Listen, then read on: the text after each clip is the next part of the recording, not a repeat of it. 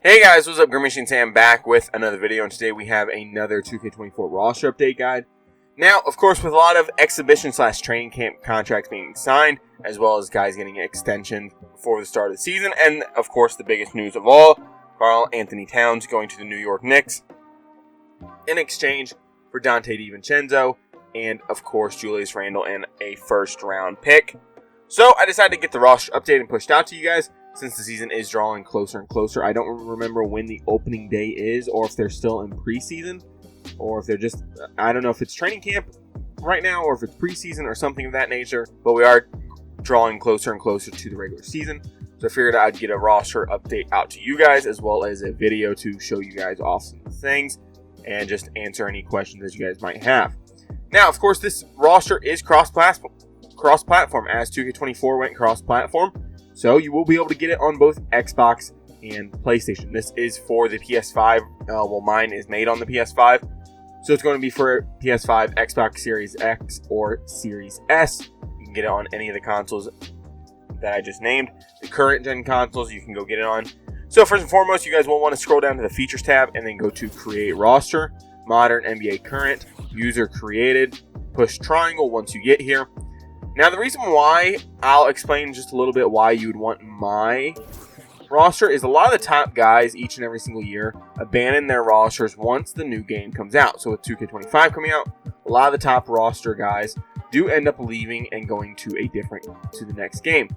I don't. I stick around and I will update this game until the servers basically go offline, because it gets me some views, and I know a lot of people don't like buying 2K all the time, and I know I don't like buying 2K all the time. Hell, I'm waiting for it to go on sale for a decent price. I know in some years that, the game has went down as low as like $20 by December, so I'm currently going to wait until at least Black Friday or even Christmas to see just how far those sales go, well, how big of a drop-off some of those discounts can be, right?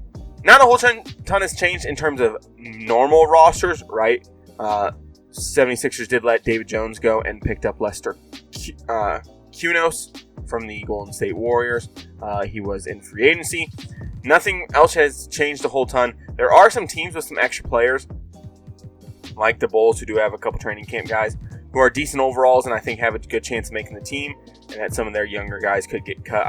I could see, Torrey Craig getting cut. I could see a Batum getting cut. I could see a ton of stuff. Of course, Chris Duarte over guys like E.J. Liddell, Kenneth Lofton, and of course Talen Horton-Tucker. I know it would put a lot of stress on their wing positions, but I think those guys could easily make the team over them. A lot of the two-way guys are correct. Of course, Memphis Grizzlies releasing Derrick Rose, and then Derrick Rose deciding to retire also is a big one. I know A.J. Griffin of the Rockets, he also retired, while is taking a step away from basketball currently at the moment. I am going to have Karl Anthony Towns listed as a center. I think this is probably going to be the lineup they run. I think it's going to be Brunson, Anunoby, Bridges, and Hart. I think those five will probably run out there with Robinson, McBride, Payne. Shamet is on a fucking training camp deal right now, but I do have to do this. Marcus Morris and Chuma Okeke, or something like that, did get released, so I'm going to leave Shamet on the New York Knicks for now, because if you do release those two, they, I think, are down to 13, if I am not mistaken. Yes, they are, of normal contracts. So, if you do load into a new eras, they will auto-sign somebody, but overall, the roster's pretty good. Like I said, leave Towns at center for now. If you want to go big, I think you could go big. Like I was trying to get a screenshot, so I was playing against the Minnesota Timberwolves because I was trying to get screenshots for both Towns and, of course, Julius Randle. And, whenever the Timberwolves were running their two big lineup with Naz Reid and Gobert, I would run Mitchell Robinson out there and take whoever had some of the least stamina off the floor. But that's neither the here nor there. Like I said, the roster's very, very good. You're going to have a lot of players in the correct spots. You're going to have rookies. You're going to have correct contracts. You're going to have correct overalls, ages, a bunch of awesome stuff. You're going to feel like you're playing on 2K25. Of course, you don't have face scans this year, but still, the roster is good nonetheless.